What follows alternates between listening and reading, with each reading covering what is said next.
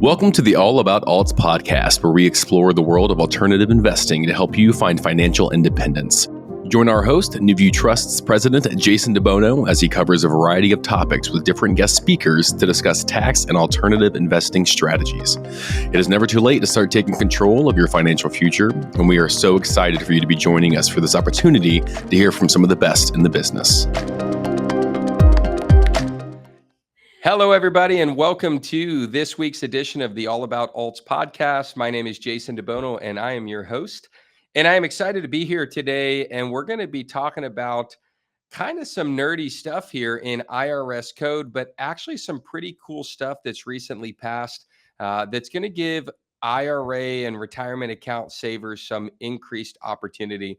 And as you know, we love alternative investments, but we love them even more inside tax advantaged accounts. And so anytime we can geek out a little bit on some of the cool things that are happening in Congress that are being passed to give us more freedom with our retirement money, we're always happy to sit down, dedicate some time to sharing that. Now, the Secure Act 2.0 is not new. It was passed going into this year. And so we're a few months late to throw this on the podcast, but we felt like there's not enough press that's out in the marketplace on this. And so, early on, we recorded some content. We've got some content on our website and YouTube and blog about Secure 2.0, but it's really an opportunity. And we're just not seeing enough people either understanding it or taking advantage of it. So, we're going to spend some time this week walking through it a little bit more in detail. So forgive me for constantly looking down at my notes. I've got a whole bunch of stuff here to try to keep me on track, but some really cool stuff that we'll just kind of go through at a high level. In some areas, we'll drill down a little bit, and we'll talk about what does it mean for you as a tax saver and a retirement account saver going forward. The first one that is kind of an extension of Secure 1.0 is the changes to required minimum distributions or mandatory distributions. So for those that don't know, all pre-tax retirement accounts, including Roth employer plans, have an RMD requirement. Now, prior to the original Secure Act, that RMD age was 70 and a half. Kind of an odd age, but that was what the IRS came up with as the time at which you were required to start withdrawing money year by year. And the idea was really two-part. One is that you start using that money, and two, selfishly, right, Congress and the IRS wanted you to withdraw it so that you had to pay tax on it. They moved that back from 70 and a half to 72. And with Secure 2.0, they actually are moving it back another year starting in 2023. And from there, they're actually going to be moving it back to 75 over the next 10 years. So a long time to get to the next 2 years, but you can see that continuing to move back. So if you do turn 73 this year, you will have a minimum distribution due. You would have had one last year having turned 72. So you're not seeing any break, but you will see individuals that are turning 73 starting next year in 2024 will actually start to be able to get the break on this. And so ultimately, the idea here is that they're allowing you two things. They're allowing you to hold off on your withdrawal so you don't have to make the tax payment. And secondly, they're allowing you to retain it in this tax advantaged account, earning tax deferred interest longer. And so, why they did this, I think just from a, personal opinion, it appears to me like they've recognized a few things. Number one, if they force people to take money out of their accounts sooner, they're penalizing good savers. And I think they're really trying to help good savers save longer. Secondly, the life expectancy continues to grow. And so they're wanting to make sure that people aren't starting to take money out prematurely and then maybe not outliving their retirement account because these RMDs are digging the balance down on their retirement portfolio. I take this as a major positive and a step in the right direction. The other thing they did that ties back to RMDs is the penalty was very egregious. If you were at RMD age and you had a distribution, let's just say of $10,000, if you did not take that, your penalty was 50%. So if I was supposed to take out $10,000 and I didn't, they were going to fine me $5,000 or 50%. That fine is actually going down to 25%.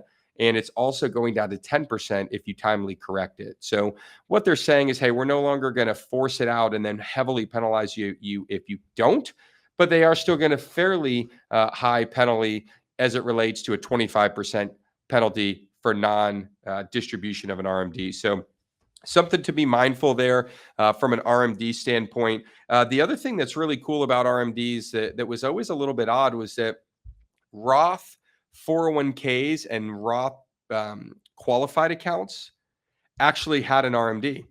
So if you were covered under a Roth 401k through your employer, you actually had to withdraw money as an RMD out of that account, which seemed a little bit odd because Roth IRAs do not have RMDs. They have since corrected that. And so going forward, as well as part of Secure 2.0, if you have a Roth 401k, you no longer have a mandatory distribution to withdraw from that. Couple other things, just kind of going down the list in no particular order. They're increasing and adjusting some catch-up contributions. So take a look for where you fall in that if you're over 50. They're also starting in 2025, offering individuals age 60 to 63 an additional catch-up contribution up to $10,000 through workplace plans. That's a new twist that we haven't seen.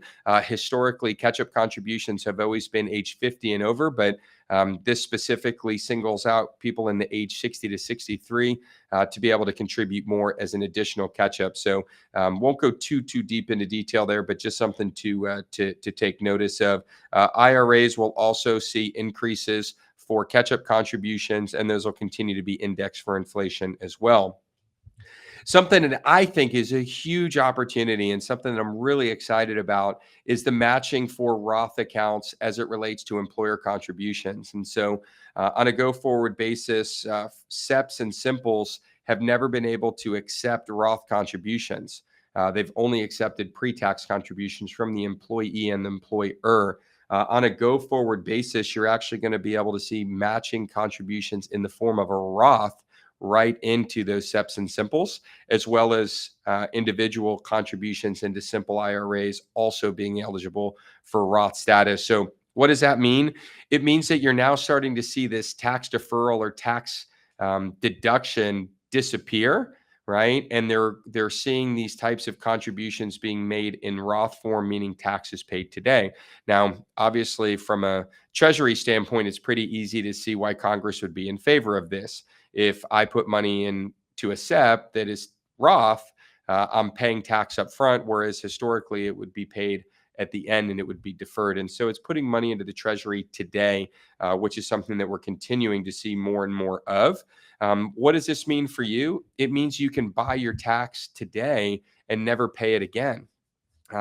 I think it's the most brilliant deal that's being made available to us as taxpayers, and I would say 95 out of 100 times it's worth paying the tax bill up front, even though we may think about a deduction and we may think about the fact that if we're in a higher tax bracket, the reality of it all is if you can pay your tax bill today and get it out of the way, and you can be a good steady earner inside that account, you will almost always win the day by getting the tax bill paid earlier.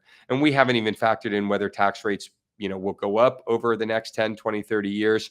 But when you boil it all down, having your taxes paid today and out of the way is a huge opportunity for you as a taxpayer. And something that I would strongly encourage everybody listening today to just take a hard look and decide, am I really getting that much benefit from deferring the taxes? Or am I just taking advantage of a little instant gratification and a few less dollars in my tax liability this year, but I'm paying a lot more for it over time by simply deferring instead of eliminating? So I won't belabor the Roth too much, but those that have been regulars on the podcast know I'm a huge advocate of these and think paying tax today is the absolute best way to go when the scenario is right.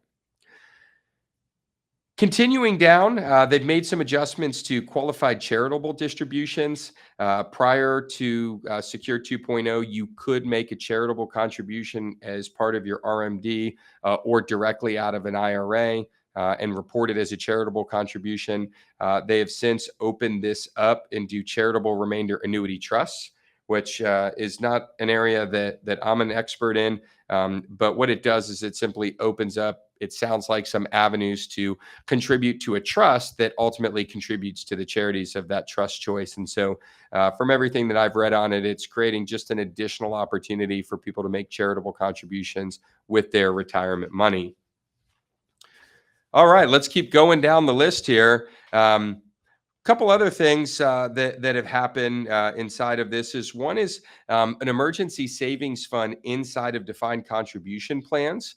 Now, there's not a lot of detail on this, but starting in 2024, it sounds like they're giving you the ability to contribute into your defined contribution Roth account, which is like a 401k. And it's giving you the opportunity to have this $2,500 annual savings account sidecar. And I think what they're trying to do here is say, hey, put money away for savings and then don't spend it and call it a Roth. And this is really cool. And I think it's something for the younger generation that's great, right?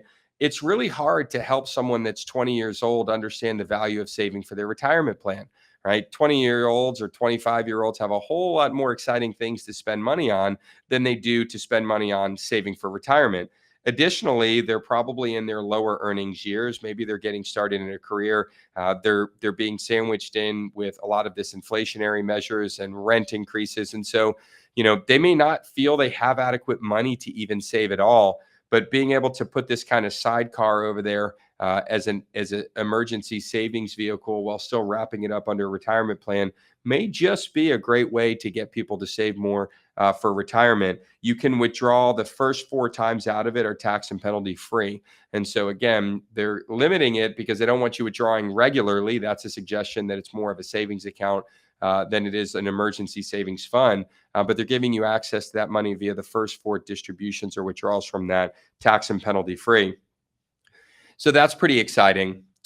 Another thing that kind of keeping with this, maybe helping out some of the younger generation, but not just exclusive to the younger generation, is student loan debt. Now, we know this is an area that's been a challenge and certainly a hot topic of debate for many years in terms of, should these people get debt forgiveness and how did people pay their student debt? And you got rising interest rates. And it's really an uncomfortable situation for everybody.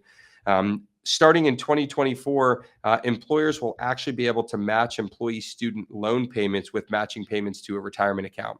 So if I pay $3,000 of student debt, my employer can offer me a $3,000 match.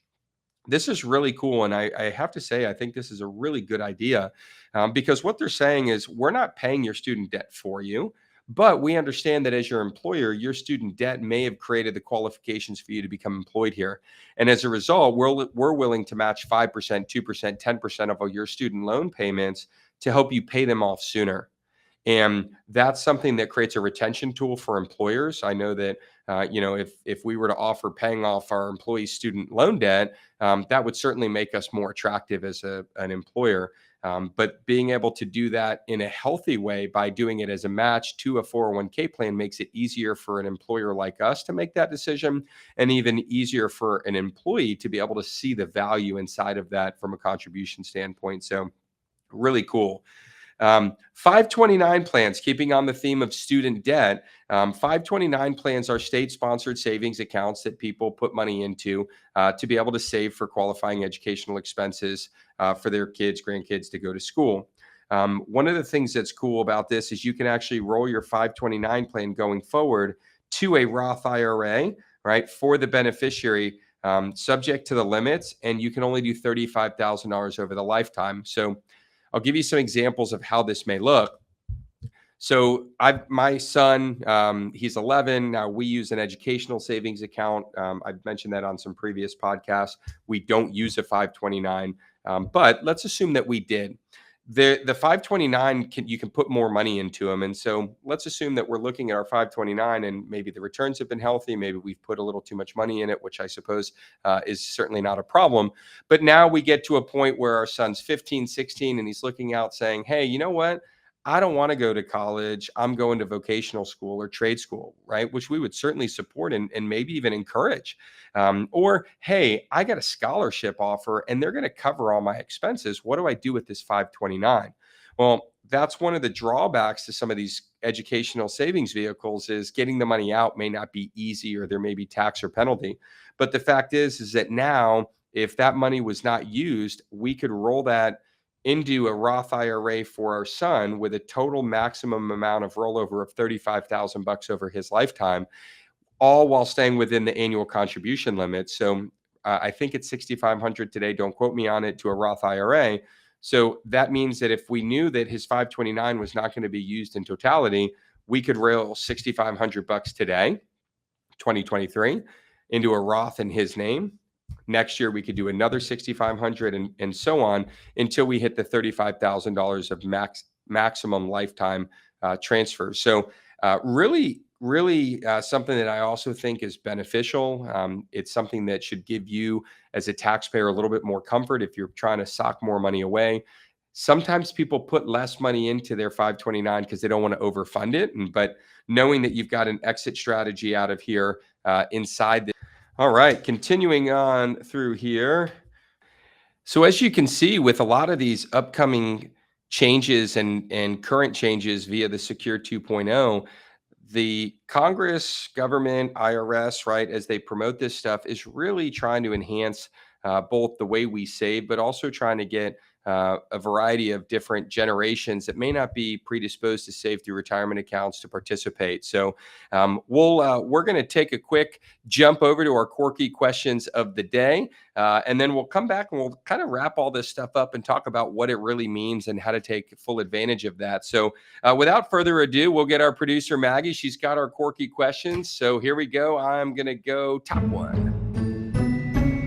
Now, I always like having guests because it allows me to ask the quirky questions and get the answers from a third party. But since it's just me today, I will get these going and you'll have to deal with my answers to today's quirky questions.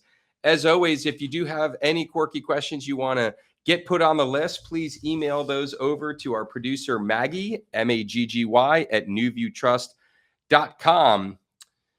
Oh boy. Well, this is good. So I'll start with question number one. And it says, tell a story about a time you felt super old. What happened? And man, I could tell lots of stories about times I feel super old. And I just had a milestone birthday a few weeks ago. And certainly anytime you roll over to a new decade of years, you start to feel a smidge older. But I have to say, I didn't feel as old there as I do most days walking around the office. I'm a major movie quoter, many movies. I think I have a diverse ability to quote.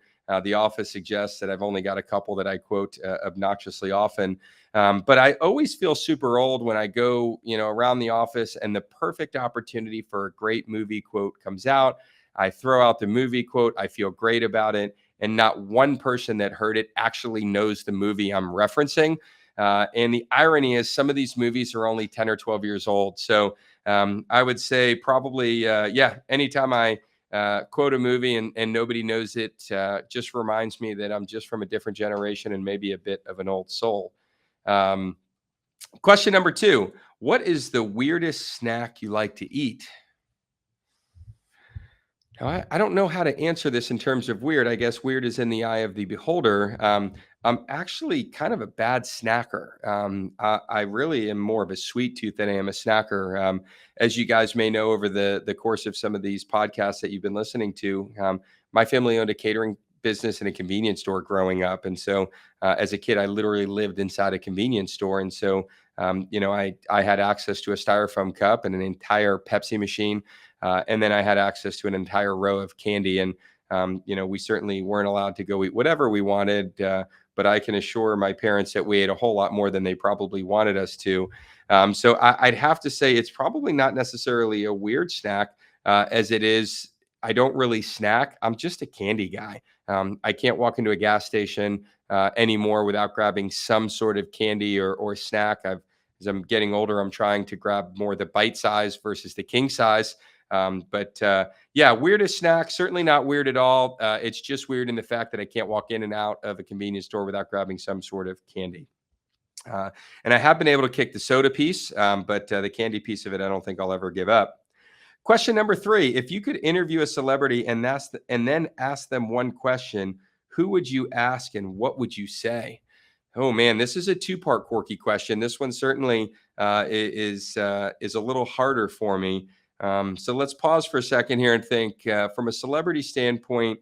There's so many celebrities that I'd really, really like to meet for a variety of reasons. But I think I'm going. So most of you probably don't know this about me, but my family is all from the Detroit area, and so I was born and raised a Detroit fan: Lions, Tigers, Red Wings, and so throughout that time, growing up as a kid, I followed Detroit sports, and it was pretty well ingrained into me that we certainly get up on Sundays and we root for the Lions.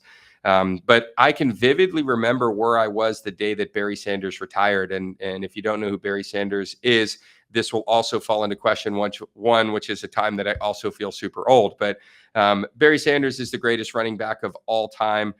He retired out of the blue in the middle of his career. So if I could interview a celebrity, it would certainly be Barry Sanders. And my question would be very simple: Barry, why did you retire?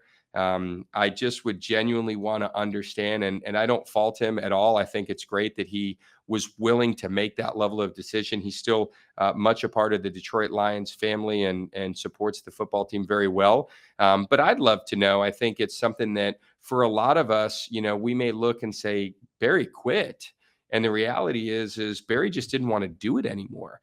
And, we may feel that way in our investment strategy, in our careers or other things. And sometimes it's hard to kind of get the courage to walk away from something. And so I really would be interested in his answer just to get a feel for the why behind a decision that at the time, disappointed so many people. But really, in defense to Barry and his decision, no one should ever be disappointed by the decision of others, especially when that decision was his and his alone to make. So there you have it. Question number 3 on the quirky questions of the day. I'd want to know why Barry Sanders, just up and retired from the Detroit Lions. So thank you, Maggie. And to those of you that submitted your questions, I always love going through this segment, whether it's with me or with our guests. It's a lot of fun, and hopefully you guys are having a little bit of fun along with us.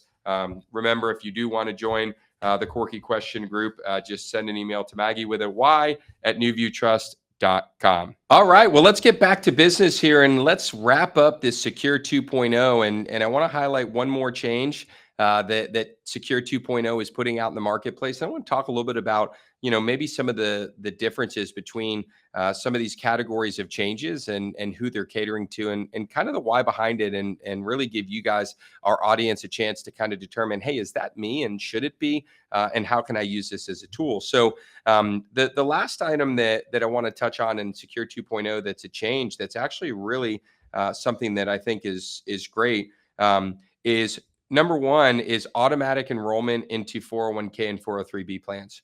So what this means is that starting in 2025, it requires employers to automatically enroll eligible employees into the 401k plan. Now, people have been back and forth on this, and it seems a little bit crazy to me that people would be upset about this automatic enrollment, because really they're not forcing people to save. They're forcing people to take advantage of an incredibly good plan. And the beauty about forced enrollment is anybody can say, I don't want it. But what you will have inevitably is lots of people that will never notice the money out of their paycheck and all of a sudden realize that they've got a few $1,000s saved. So when I look at this, the idea of being able to give individuals this forced participation with an opportunity to exit, because saving through a retirement account, especially through your employer, is the easiest way to save. If you wait till the end of the year, you're never going to save as much as if you took it out every time you got paid. So that's something that's really cool. It also creates an opportunity for small balances to automatically be rolled out of the plan. Not that that has much impact, but something that is part of the legislation. But yeah, so this automatic 401k enrollment is, I think, a positive thing. I think it will be met a little bit with resistance, or it will frustrate some people when they wonder why they got automatically enrolled. But worst case scenario, you unenroll, no harm, no foul. So I want to kind of talk about these and maybe categorize some of these, because I really look at this and see opportunities for different demographics. And so the first thing, is when I look at, let's just call it the millennial generation, and I know there's a generation coming up behind it, and there's a few more, but really millennials is that next wave of generation, right? That everybody's looking to and kind of saying, hey, how are they doing? That that millennial generation, believe it or not, is actually doing very well in some categories. They're actually pretty good savers, but there's still a large portion that's not. And so this automatic enrollment is going to be huge. The second thing that I'm going back to that I think is huge is this emergency savings account through your employer.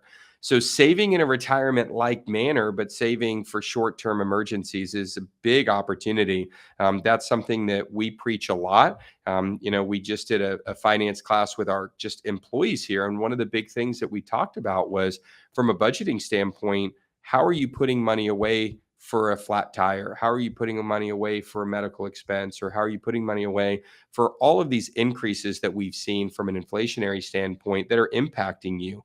Because they will inevitably show up and there will be expenses that you did not account for that have to be paid. And so I think this emergency savings vehicle is a really cool way to get there. And I think it's really smart to give people the ability to save in that short term methodology. Because one of the drawbacks to retirement accounts is it's a long ways away. And sometimes it's hard for me to justify putting 5 grand into an account that I can't touch for 30 years. Um, Also keeping in line with those millennials, and I think that's the group that really is dealing with student loan debt the most, and that is, starting in 2024, getting that match. And so now's the time to start talking to your HR departments and start finding out if that's an option, right? Because can we put a match for um, individuals making contributions to paying off student debt? And how does that look? And what percentage are you matching? Is it dollar for dollar? Is it 50 cents on the dollar? Is there a cap? But if you're listening to this today and you're someone that may be paying your student loan debt off, I'd be in the HR office right after you hear this so that you can kind of understand, hey, can we start dialogue if it's not already been started? 529 plans as well. This is a great opportunity. Now, most of you that are out there listening either have a 529 that you've created for someone, or maybe you're the recipient. The question to ask yourself is, do you need all that money? Right? And even more so, if you have the ability to put that money into your Roth and maybe pay the educational expense outside the account, because of this new opportunity, it may behoove you to actually keep the money in the 529 and do that $35,000 lifetime rollover into Roth IRAs. So, whether or not that makes great sense for you is something you've got to look at. But I would encourage everybody that's on one side or the other of a 529 plan to really evaluate, what you see and what you think you'll be doing with those funds. These items all are designed around the millennial generation and below. Not to say there's not things here that a baby boomer or someone else couldn't take advantage of, but chances are baby boomers going to already enroll into the 401k on their own. They don't need automatic enrollment for that. Chances are, baby boomers hopefully are past the point of paying their student loan debt, so that may not be an issue. Baby boomers should have some emergency savings already set up, and they've probably expired any of the 529s or withdrawn those to completion that they may have had or had for their children. So, I'm not suggesting any of these items are not important, but these items may be more important to that millennial generation and beyond, where it seems like this boomer generation can really get some huge opportunities. A few things. Number one is you've got the ability to increase the way you contribute money towards charities. And so, if your desire is to ultimately give some of your wealth away to charities, this expansion and being able to put money into a variety of charitable organizations is going to give you more freedom, more opportunity, and these charitable trusts will give you the ability to not just designate the charity, but actually put it into a trust that designates potentially multiple charities. So that's a big one. The other thing that I think is really big for those that are especially in the boomer side is this SEP and simple Roth option. So for those of you that are self-employed, now's a perfect time to be looking at last year, because the SEP IRA is one of the few plans that allows you to contribute for the previous year. Now, you cannot put in your SEP contribution to a Roth against last year, but you still can contribute for last year and this year at the same time. And that contribution you make this year can also be put directly into the Roth. Same thing on the simple side. If you have employee deferrals into a simple IRA and you want to start making those via Roth, you're going to want to talk to your HR team or your employees, depending on what side of the equation you sit on, about teeing that up inside your plan. right? Roth contributions represent a great opportunity and something that we encourage people to look at. And so, what we're finding here to kind of take this more globally is that the Congress is really saying, "Hey, we want to see more in Roths." Everything that they're doing is only increasing the amount of money we put into Roth IRAs, not decreasing it. And I know there's a lot of schools of thought out there, and in the back of my mind, and even now and then you'll hear me say it, just feels like at some point they're going to turn this Roth spigot off, right? At some point, they're not going to want everyone in a Roth. They're going to find ways to eliminate people from it. And the reality is, as much as I say that, the evidence doesn't support it. Every change that we've seen going all the way back to 2008, when 401ks could now start having its own Roth component. The 2010, they lifted the Roth contribute conversion limit, so anyone could convert a Roth, a pre-tax account to a Roth regardless of their income. And all the way up until where we stand today, they have only done things to enhance Roth conversions and Roth contributions, not take them away. So that's something that I think is a huge opportunity for us.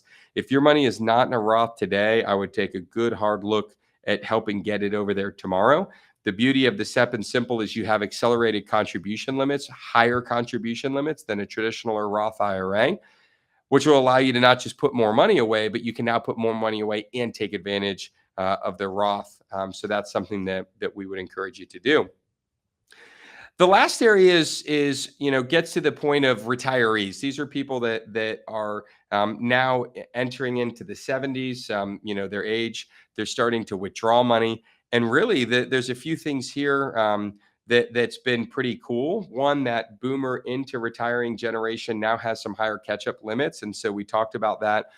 If you're finding yourself in that over 50 but not ready to retire, take a look and see if you qualify for higher contribution limits to your account, and via catch up, and also look to see, depending on your age, if you qualify for some of these 60 to 63 additional increases in certain plans. So, but as you reach that retirement age, that RMD age is something that a lot of people want to avoid. One easy way to avoid RMDs is to have your money in a Roth IRA, which is great. Then you have no RMD at all. But if you have it in a pre-tax account, then you're going to want to take a look as you reach this new RMD age and make sure that you're following the guidelines and taking your withdrawals as required and mandated by law. So overall, what are the cliff notes? Well, number one, they're giving savers at all ages some opportunity to and encouragement to put more money into retirement accounts, right? They're increasing contribution limits, increasing portability, increasing accessibility and ease and opportunity. And as a result of doing that, they're going to create more demand inside these retirement accounts. So that's one key takeaway. The second key takeaway is that the Roth opportunity is only getting bigger, not smaller. So that's something, if you're not taking full advantage of the Roth and Roth opportunities that present themselves here in Secure 2.0 or even prior, please take some time, give us a call, talk to one of our specialists, and really understand how the Roth IRA can make a world of difference. And then lastly, depending on where you stand in the generational circle, the younger you are, the more enticing some of these other categories that we discussed are going to be, from a sidecar savings vehicle to the student debt match, as well as emergency savings, automatic enrollment, and then being able to roll over 529 plans. All represent huge opportunities and opportunities that we would encourage you, to talk to your counsel about, or talk to our team, get a consultation with one of our IRA specialists, and really understand how this impacts you. But you can see here, this Secure 2.0 is probably bigger than most of us thought. There's a tremendous amount of things inside here that are incredibly beneficial. Some will impact you gravely, others won't have any material impact. But how you use these and what you think the tools are inside of these is up to you. We're just here to support your ideas and initiatives. Remember, our goal is for you at All About Alts to simply be a better investor by not just investing into alternatives, but doing it in a tax advantage manner and keeping more of what you make. So with that said, we will bring today's show to a close. Thank you, Maggie, for the quirky questions, and to the audience. For those out there, please help us continue to build our audience. You can like, comment, and share. You can find this podcast on all the majors. If you have not put a review out there, we certainly would love your feedback. Hopefully it's positive. But if you've got something to say or share from a review standpoint, please do. It's really easy to do on any of the platforms for podcasts where you may be listening from.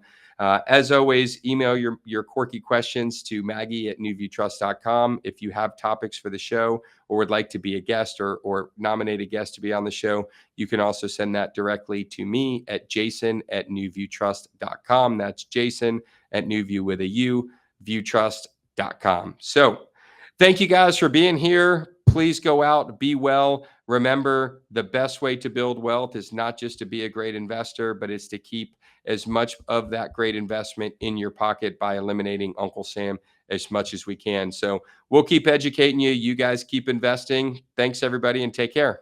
Thank you so much for listening. We hope the information within this podcast has given you the tools that you need to find your way to financial independence. We would love to partner with you on this journey. Text ALTS, that's ALTS, to 407-708-1853 to learn more about how to get started today. Don't forget to follow us to make sure you don't miss a second of content, and we'll see you next week.